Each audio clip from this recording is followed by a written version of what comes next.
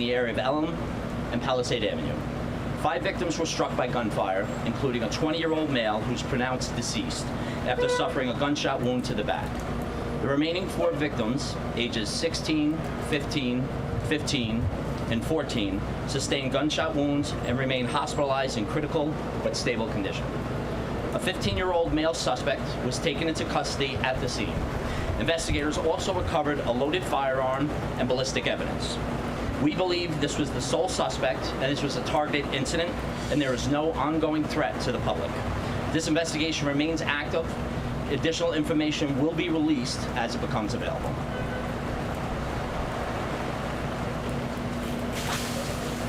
Thank you, Chief. And now for his remarks, the Mayor of the City of Yonkers, Mayor Mike Spano. Thank you, and good morning, everyone. I'm also joined with me, Councilwoman from the District 1, Deanna Norman, the Majority Leader of the City Council, John Rubo is here. And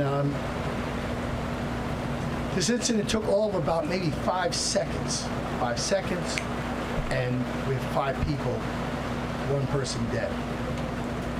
You know, guys,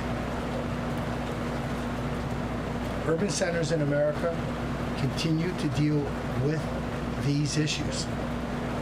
Many of the laws that were passed at the state capitol, people want to know who to blame? Go to the state legislature. Because they've succeeded in taking the handcuffs off the bad guys and putting them on law enforcement and the judges. And if that isn't enough, because we can blame the Democrats at home, we can blame the Republicans in Washington because of their inability to do things that would allow for law enforcement to take guns, illegal guns, off the streets.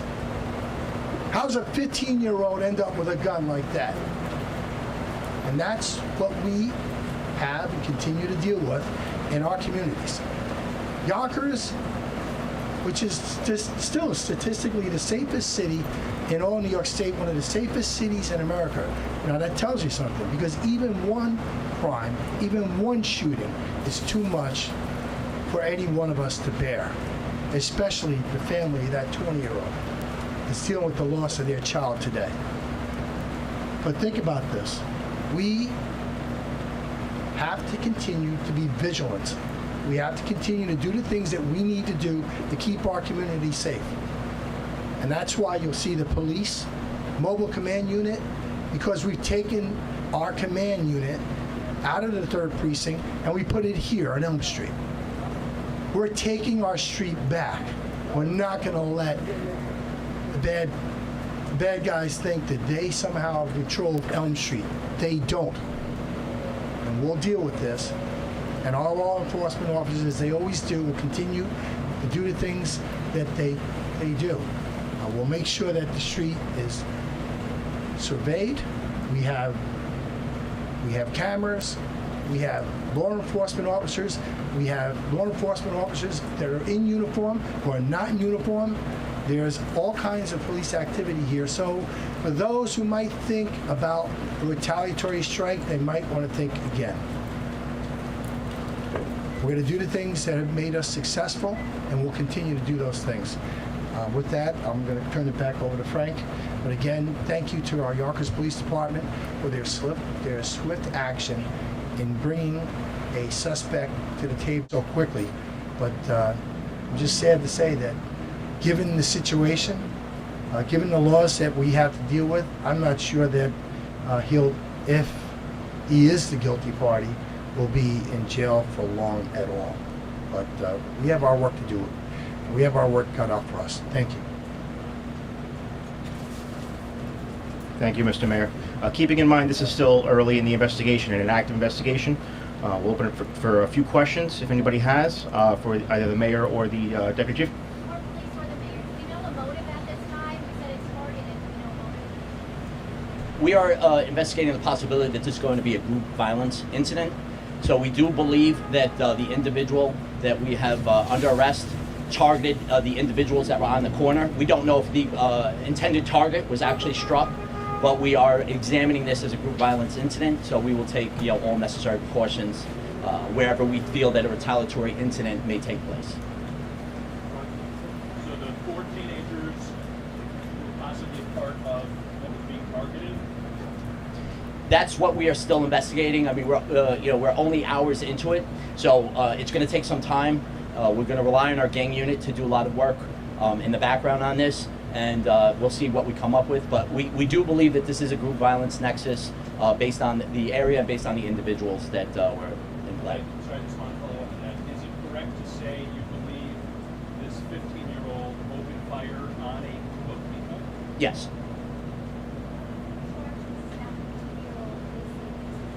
Well, right now he's going to go before the youth part of criminal court, but we do believe it will be, murder at the least. The mayor said, how can the 15-year-old get a gun like that? What kind of firearm was it? I'm not going to be at liberty to discuss that right now because we're still so active in the investigation. He hasn't even appeared in court yet. But as we can and we move forward, we will release that information. Is it a possible situation where someone provided him a gun and instructed him to do this?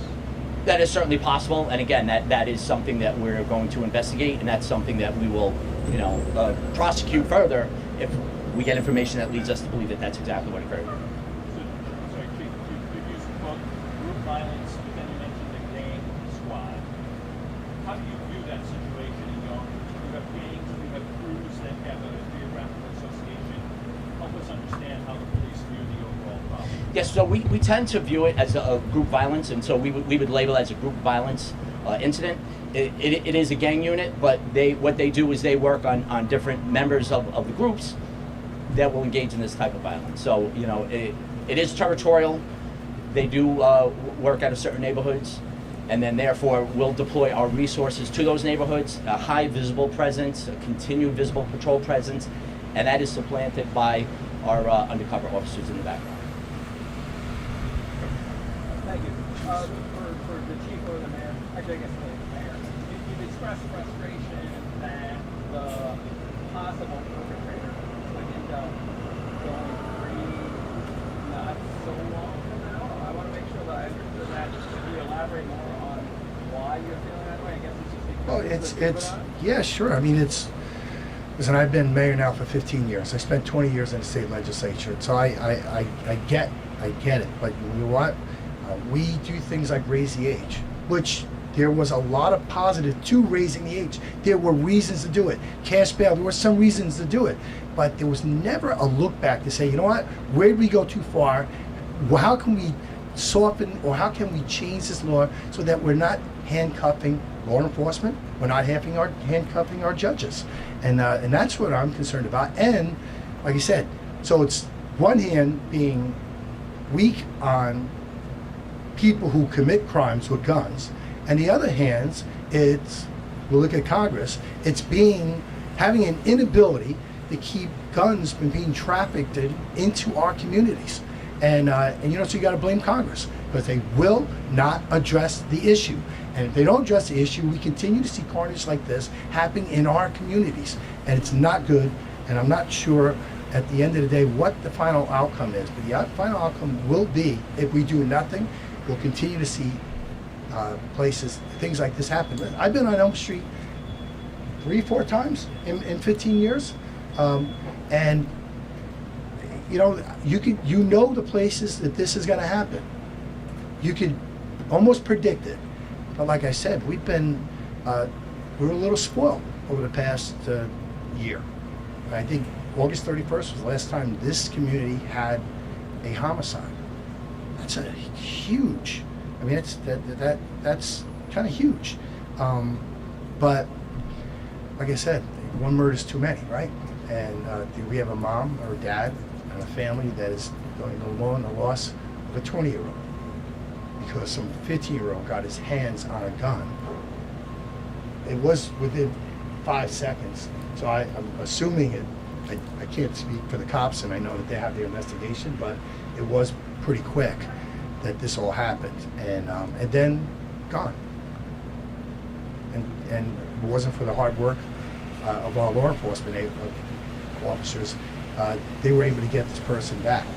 Listen, New York State's got to start listening to the mayors. The mayors are the generals on the front lines of the wars of things like this that are happening. And when they make their changes, whether they happen at the federal government or the state government, they usually do so without our consultation, without even talking to us about it. And go back to bail reform. It happened in a budget bill, and we had no input on it, not whatsoever. And neither did law enforcement, and neither did the district attorneys. None of them had any input on this. It was passed in a budget bill, not under this governor, but under the previous governor. And it's law like that that usually doesn't work. Over here. Just set the scene a little bit about how where exactly the shooting unfolded, where it was improved, and there was different areas that were taken off. Yeah, so just about 51 Palisade.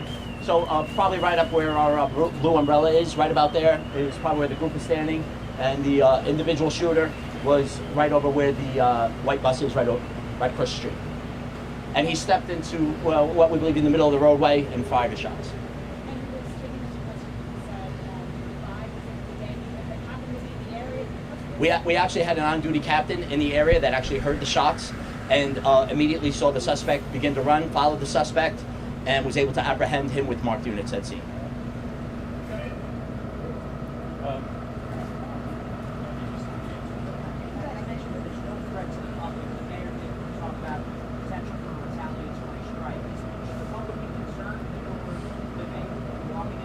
No, you're going to see a very heavy and continued police presence, much like you see now with our command center. We'll have it at various areas, but there will be a constant police presence. That's going to be our neighborhood stabilization team. That's going to be foot patrols. That's going to be bicycle officers. We will have our emergency services officers coming through, traffic officers. So it's going to be a constant presence, both here at this location and other areas close by that we feel there may be a retaliatory strike.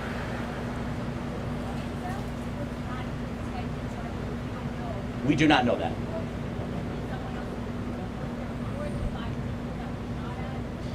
There was a group of people there, so we're at this point we're unable to say exactly who the intended target was. Only that corner, that group of individuals appear to be the intended target, but we don't know yet who in that group was. Correct. And is there surveillance video that's been helpful? Yes, there is. We were able to retrieve various surveillance video, and right now what it's going to look like is case enhancement. Detectives will be out. We will be retrieving as much video as we can to help bolster the case for us. And I know you're working to get this information. Do you have a breakdown on the sexes of the 4 teenagers who were injured? Yes. So 3 are males, 1 is a female. Any other questions? Just can you specify like the age, like which ones were male? The female is, I believe, 14, and the males are the other ages. Thank you, All everyone. right, thank you. Thank you. Thank you.